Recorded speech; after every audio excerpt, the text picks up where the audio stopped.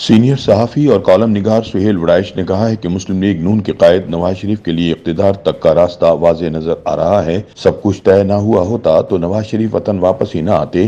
یہ بھی صاف نظر آ رہا ہے کہ اگر وہ 21 اکتوبر کو واپس آ گئے تو وہ جیل نہیں جائیں گے بلکہ انہیں ریلیف دے کر سیاسی میدان میں فری ہینڈ دیا جائے گا۔ نواز شریف کے مطابق عمران خان سیاستدان نہیں بلکہ وہ تو سیاست اور سیاست دانوں کے سرے سے ہی مخالف ہیں اور اپنے اعمال کا خمیازہ بھگت رہے ہیں۔ اپنے ایک کالم میں سہیل وڑائچ کہتے ہیں کہ ایسا لگتا ہے کہ پس پردہ سب کچھ طے ہو چکا ہے۔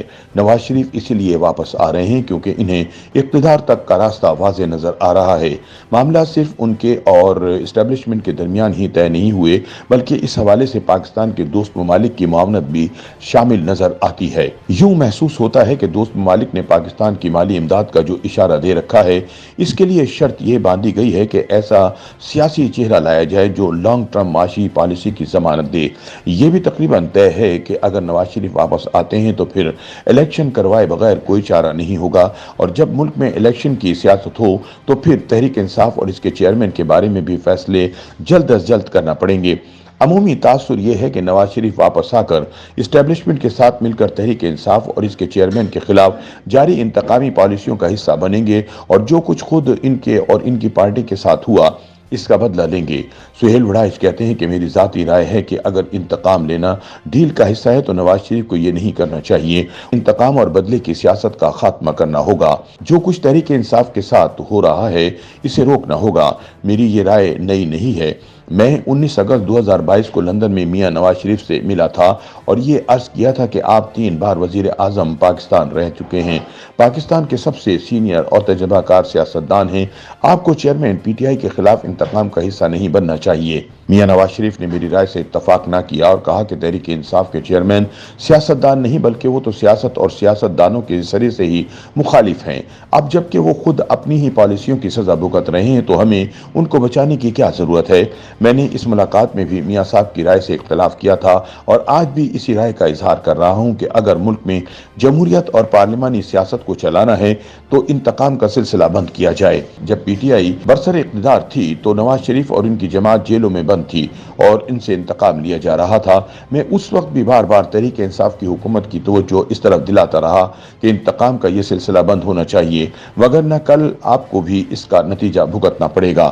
چنانچہ وہی ہوا جس کا ڈر تھا۔ اب تحریک انصاف اور اس کے چیئرمین کے خلاف انتقامی کارروائیاں جاری ہیں اور نون لیگ والے خوش ہیں کہ ان کا بدلہ پورا ہو رہا ہے۔ اگر انتقام کا یہ سلسلہ اسی طرح جاری رہا تو پھر سیاست اور جمہوریت کی بحالی کبھی بھی ممکن نہیں ہوگی۔ وہ جو زیادہ تجربہ کار ہیں، وہ جو چوتھی بار وزیر اعظم بننے والا ہے، وہ پہل کرے اور انتقام کا یہ دائرہ توڑے۔ ملک کی سیاسی تقسیم کی بجائے مفاہمت کا ڈھول ڈالا جائے۔ کیا ہی اچھا ہو کہ وہ آئیں اور آ کر کہیں کہ میرے مخالف کو جیل سے نکالو۔ سہیل وڑائچ کے مطابق چیئرمین تحریک انصاف سے ان تینوں ملاقاتوں کا ذکر بھی ضروری ہے جو 9 مئی سے پہلے ہوئیں۔ پہلی ملاقات میں مجیب الرحمان شامی بھی موجود تھے۔ دوسری ملاقات امتیاز عالم اور ان کے وفد کے ہمراہ ہوئی۔ تیسری ملاقات میں اسلام آباد اور لاہور کے نمایاں ٹی وی اینکر موجود تھے۔ ان تینوں ملاقاتوں کا محور و مرکز یہی تھا کہ تحریک انصاف حکومت میں شامل سیاسی جماعتوں سے مذاکرات کرے۔ چیئرمین تحریک انصاف کا موقف تھا کہ وہ ان کرپٹ سیاسی حکمرانوں کے ساتھ مذاکرات نہیں کریں گے۔ انہیں دوسرا مشورہ یہ دیا تھا کہ آپ اسٹیبلشمنٹ سے اپنے بگڑے ہوئے معاملات کو درست کریں۔ ان کا کہنا تھا کہ وہ اسٹیبلشمنٹ سے رابطہ کرتے ہیں مگر ادھر سے کوئی مثبت جواب نہیں ملتا۔ انہیں مشورہ دیا گیا کہ آپ یک طرفہ طور پر اعتماد سازی کے اقدامات شروع کر دیں۔ اسٹیبلشمنٹ جب اعتماد سازی کے اقدامات دیکھے گی تو لازماً فاصلے کم ہونے شروع ہو جائیں گے۔ بدقسمتی یہی ہے کہ ان تینوں ملاقاتوں کا کوئی مثبت نتیجہ برآمد نہ ہوا اور پھر آخر وہی ہوا جس کا ڈر تھا، یعنی 9 مئی کا واقعہ جس میں اسٹیبلشمنٹ اور تحریک انصاف میں تصادم ہو گیا۔ اس واقعے سے تحریک انصاف کو تو جو نقصان ہوا سو ہوا، ملک میں سیاست، جمہوریت، میڈیا کی آزادی اور انسانی حقوق کی جگہ کم ہو گئی اور اسٹیبلشمنٹ نہ صرف طاقتور ہوئی بلکہ اسے جمہوری جگہ پر اپنا قبضہ جمانے کا بیانیہ مل گیا۔ سہیل وڑائچ کا کہنا ہے کہ ملک کو آگے چلانا ہے تو نفرت کی سیاست کو چھوڑنا ہوگا۔ سیاست میں ایک دوسرے سے نفرت اور ایک دوسرے کو برداشت نہ کرنے کے رویوں نے معاشرے کو بے یقینی اور نا امیدی کے کنارے پر لا کھڑا کیا ہے۔ تحریک انصاف سے کوئی لاکھ اختلاف کرے مگر وہ ایک پاپولر سیاسی جماعت ہے، اسے دبا کر ملک اور جمہوریت کا کوئی بھلا نہیں بلکہ نقصان ہوگا۔ دوسری طرف چیئرمین تحریک انصاف کو بھی نفرت، غصے اور انتقام کو خیر بات کہنا ہوگا۔ اپنے مخالفین اور ان کے مینڈیٹ کو تسلیم کرنا ہوگا۔ ملک کو آگے چلانا ہے، جمہوریت اور آئین کو برقرار رکھنا ہے تو اس راہ کو اپنانا ہوگا۔ ہم نے گالیوں اور احتساب کی سیاست بہت دیکھ لی، نہ اس سے ملک کا کوئی سیاسی فائدہ ہوا اور نہ ہی کوئی معاشی فائدہ، بلکہ اس سے معاشرہ تقسیم ہوا ہے۔ اب وقت آ گیا ہے کہ ساری سیاسی قوتیں اس عمل کی راہ روکیں، اور اس حوالے سے سب سے بڑا کردار اس کا ہے جو 4 سال بعد واپس آ رہا ہے۔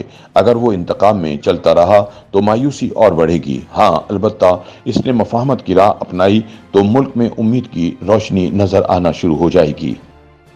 YouTube پر گوگلی نیوز دیکھنے کے لیے youtube.com کی سرچ بار میں googly news T V type کریں۔ گوگلی نیوز کے پیج پر سرخ رنگ کے سبسکرپشن والے بٹن پر کلک کرنا نہ بھولیے۔ YouTube پیج پر اپلوڈ ہونے والی ویڈیوز سے باخبر رہنے کے لیے بیل آئیکن پر کلک کیجیے۔ آپ کو ہر نئی ویڈیو کے بارے میں نوٹیفیکیشن موصول ہو جائے گا۔